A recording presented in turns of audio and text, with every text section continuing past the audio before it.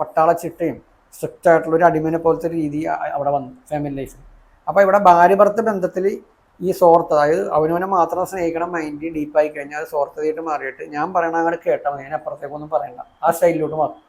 അപ്പൊ ഇവിടെ ഫാമിലി ലൈഫിലൊക്കെ അത് ഭയങ്കര പ്രശ്നം വരും.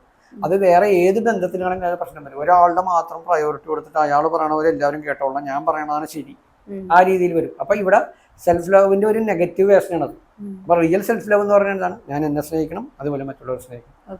അപ്പൊ അതിന്റെ ഒരു അടുത്ത നമ്മൾ പ്രയോറിറ്റി നമുക്ക് കൊടുത്തുകൊണ്ട് ചുറ്റുപാടുള്ളവരെ കൂടി മനസ്സിലാക്കണം, അവരുടെ ഇഷ്ടം കൂടെ മനസ്സിലാക്കി അവരെയും നമ്മൾ സ്നേഹിക്കണം. അപ്പൊ ഇവിടെ എന്റെ ലൈഫിലേക്ക് തന്നെ വീണ്ടും ഞാൻ കണക്ട് ചെയ്യാം. അപ്പൊ ഞാൻ ആദ്യ കാലഘട്ടത്തിൽ എന്നെ മാത്രം സ്നേഹിക്കുന്ന അവസ്ഥയിൽ പോയപ്പോൾ സ്വാർത്ഥത വന്ന്, അഹങ്കാരം വന്ന്, അങ്ങനെ നമ്മൾ മറ്റുള്ളവരുടെ വൈബ് എല്ലാം, അതായത് മറ്റുള്ളവരിലേക്ക് എന്റെ വൈബൊക്കെ നെഗറ്റീവ് ആയി കഴിഞ്ഞു. കാരണം പ്രത്യക്ഷത്തിൽ തന്നെ മനുഷ്യനാശയം എത്തിക്കഴിഞ്ഞു. മറ്റുള്ളവർക്ക് അംഗീകരിക്കാൻ പറ്റില്ല. ഇല്ല, നമ്മള് ഈ സ്വാർത്ഥ മൈൻഡുള്ളവർ എന്താണ്, നമ്മൾ പറയണതാണ് ശരി, മനസ്സിലായി? അതിനപ്പുറത്തേക്ക് പണ്ടുള്ളവർ പറയുന്ന ഞാൻ പിടിച്ച മുയലിന് മോദി ചെവി എന്ന് പറയണ